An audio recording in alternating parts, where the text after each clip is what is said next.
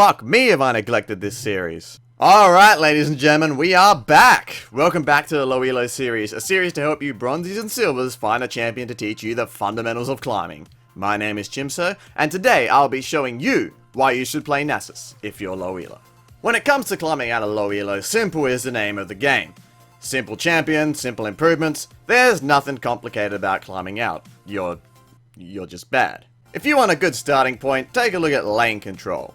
You learn how to control creep waves, and I guarantee you will shoot up to at least gold in no time. And one of the best champions for learning lane control is Nasus. Now you've heard that farm is important, right? So you focus on farming in lane. But then Bjergsen berates you in the back of your mind, telling you should be going for harass instead, or you should be roaming, or that you should be watching the map for a fucking teleport play, and suddenly you're no longer focused on farming. None of that shit matters on Nasus.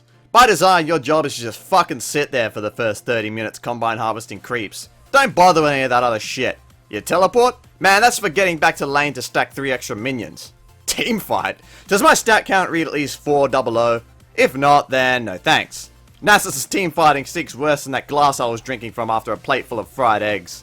All you gotta do is freeze wave in front of your tower and farm your fucking ass off. Now the reason why this works is because Nasus scales harder with farm than literally any other champion in the game. Everything you kill with your Q gives it additional damage that stacks infinitely and permanently. This makes it 100% worth it to just sit on your ass and power farm, since you can come back later on and one-shot their carries. Even if the enemy team is explicitly built to exploit your greatest weakness, which is being kited, you can still just split push all day and shred towers in like 10 seconds. Literally. 10 fucking seconds. In a team fight, if you hit your wither on the enemy ADC, it's basically game over for them. Now don't forget to cane people when they're in your E radius, since your E will shred their armor. And for fuck's sake, your ult's only purpose is not to save your life in a fight.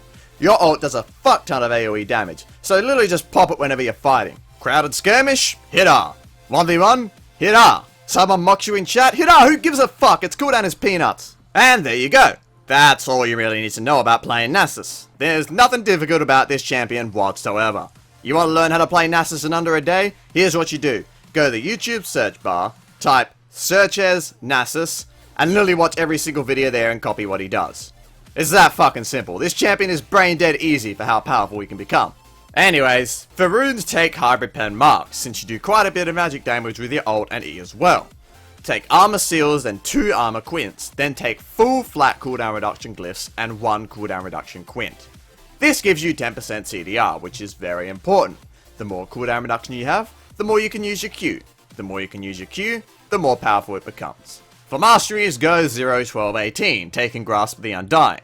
Now you can go 18 in Cunning instead to get 45% cooldown reduction, but then you're left with the rather lackluster keystones in the Cunning tree for Nasus. Grasp is generally much better in most situations. For items, they're nothing complicated. Get to 40% cooldown reduction as fast as possible.